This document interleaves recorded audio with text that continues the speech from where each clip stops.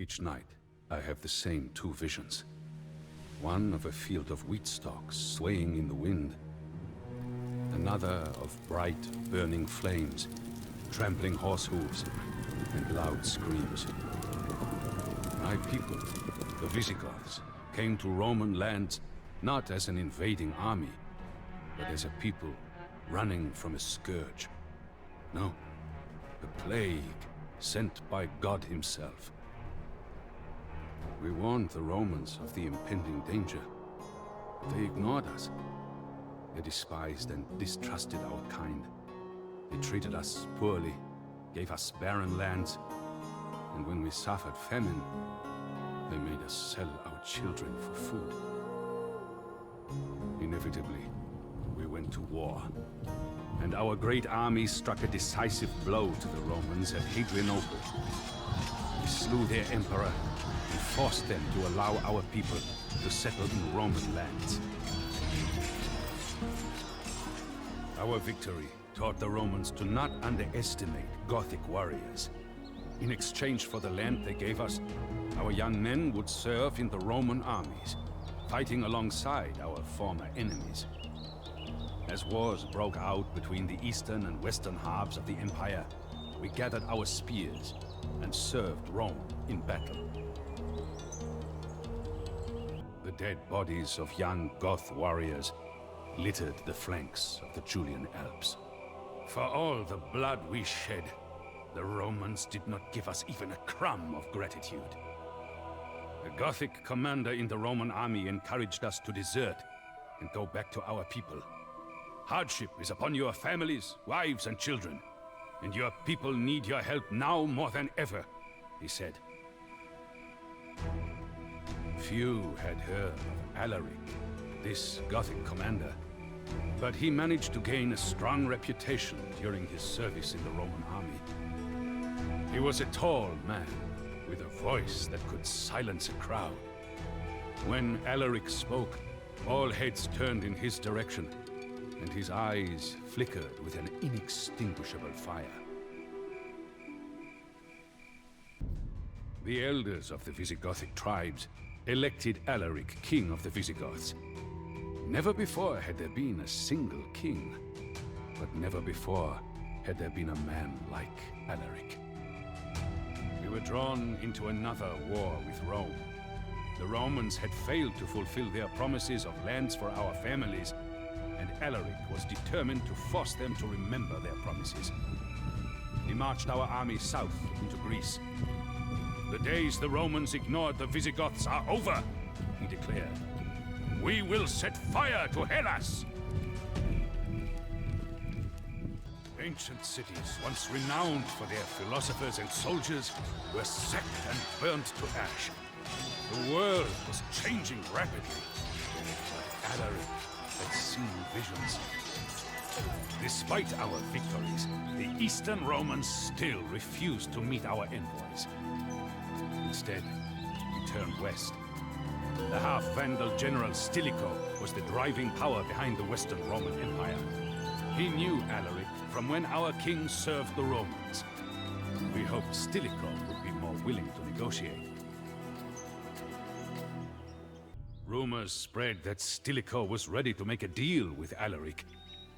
Our hopes were raised, but as weeks passed with no news, we knew that more Gothic blood would have to be shed. The Romans resented Stilicho for making a pact with barbarians. When parts of the Western Roman Empire were overrun by usurpers and foreign invaders, they blamed Stilicho. He soon learned the hefty price of Roman politics.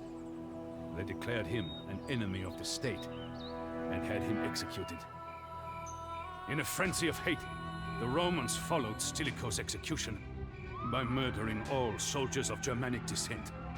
Then, in another rush of blind rage, they turned on the families of those soldiers and murdered them too. The survivors flocked to Alaric, begging him to raise his army and march with them into Italy to exact vengeance. Alaric coldly answered them, "The Romans have never known fear, but that will change." For all that the Romans did to us, it seemed logical for Alaric to seek their downfall. But that is not what he wanted. After sacking the cities of northern Italy, he met with the Roman Emperor, Honorius. Alaric's demands were reasonable and humble, a sign of reconciliation between our two peoples. And all would have gone well, had it not been for the Gothic commander, Sarus. Sarus had vied with Alaric over the Visigothic kingship, and had lost dishonorably, instead entering Roman service.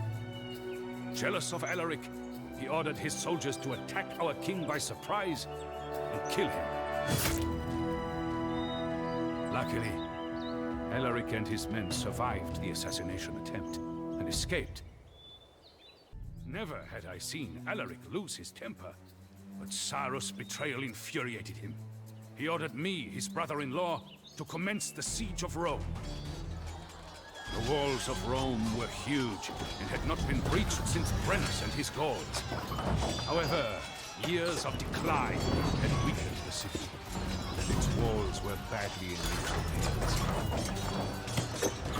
Inciting the men to battle, Alaric vowed, if the Romans want fire and steel, it is fire and steel we will give them. During the long weeks spent besieging Rome, Alaric's calm nature returned. He issued an order to the warriors to spare the city when conquered.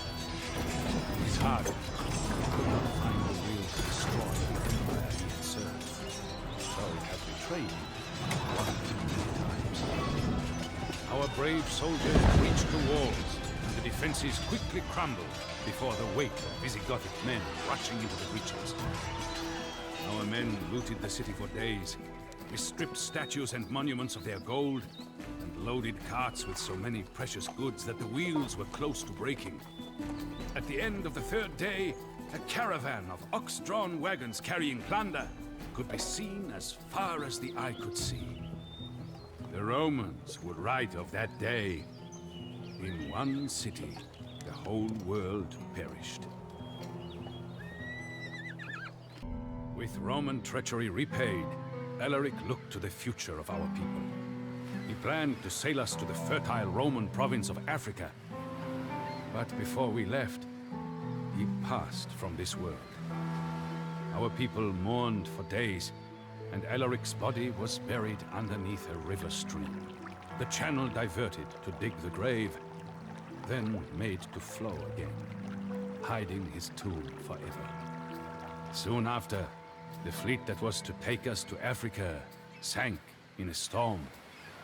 Once again, desperation fell upon our people. It was at that moment of despair that I, as the dead king's brother-in-law, spoke. I reminded everyone of Alaric's dream, of his commitment to the survival of our people, and of the impossible obstacles we had overcome. I told them that Alaric and I shared the same vision, a vision that we, in honor of his memory, ought to fulfill. I concluded, Alaric has carved a path for us, and that path leads to Gaul. Each night, I have the same two visions. One of a field of wheat stalks swaying in the wind. Another of bright, burning flames, trampling horse hooves, and loud screams. My people, the Visigoths, live peacefully in the rich lands of southern Gaul. Our farms flourish, and our cattle grow in number every day. But for all our fortune, I cannot shake the ominous visions I have every night. Like Alaric, I have seen the future. The Huns are coming, and they will stop at nothing.